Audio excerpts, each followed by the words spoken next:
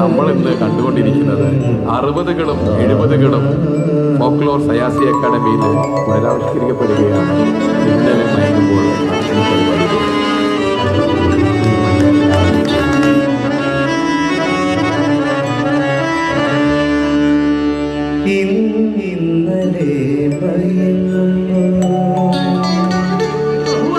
പഞ്ചവർണ്ണ തത്ത പോലെ കൊഞ്ചി വന്ന പെണ്ണേ പഞ്ചസാര മാത്തുകൊണ്ട് നെഞ്ച് തളരണ പൊന്നേ പഞ്ചവർണ്ണ തത്ത പോലെ കൊഞ്ചി വന്ന പെണ്ണേ പഞ്ചസാര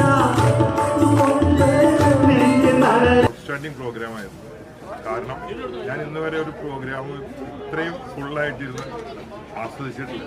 ഇത് യാസറിൻ്റെ ആങ്കറിങ്ങും ആ പാട്ടിനോടുള്ള അദ്ദേഹത്തിൻ്റെ ആ ഉത്സാഹവും അദ്ദേഹത്തിൻ്റെ പ്രകടനങ്ങളും പാട്ടിന് മുമ്പുള്ള എല്ലാ കാര്യങ്ങളും അടിപൊളിയായിരുന്നു.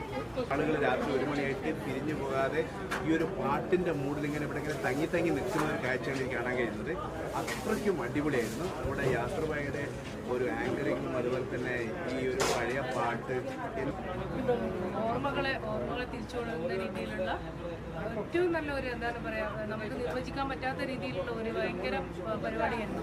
വാക്കുകൾക്ക് അതീതമായിട്ട് പിന്നെ നമ്മൾ ഈ പ്രവാസ ലോകത്ത് നിന്ന് നമ്മളുടെ സ്ട്രെസ്സും റിലീഫ് ആവുന്ന രീതിയിലുള്ള നല്ലൊരു പ്രോഗ്രാം ഫാമിലിയുടെ കൂടെ ഇരുന്ന് നമുക്ക് ഒരു റിലാക്സ് ചെയ്യാൻ പറ്റുന്ന ഒരു പ്രോഗ്രാം തന്നെയായിരുന്നു.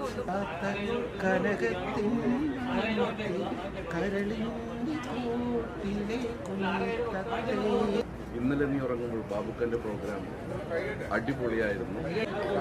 മലബാർ പ്രവാസി UA ഇന്ന് നടത്തിയൊരു പരിപാടി തികച്ചും വ്യത്യസ്തമായ രീതിയിലാണ് നമ്മൾക്ക് അനുഭവപ്പെട്ടിട്ടുണ്ടായത്.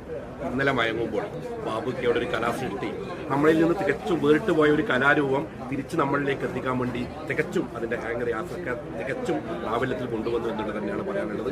എന്തായാലും പഴയകാല സ്മരണകൾ നമ്മളിലേക്ക് എത്തിക്കാൻ വേണ്ടി ഒരു ടീംസിന് കഴിഞ്ഞു. ഇനി ഒരുപാട് പേര് പരിപാടികൾ നടത്താൻ ഇവർക്ക് വിധി കിട്ടട്ടെ എന്ന് മാത്രം പ്രാർത്ഥന.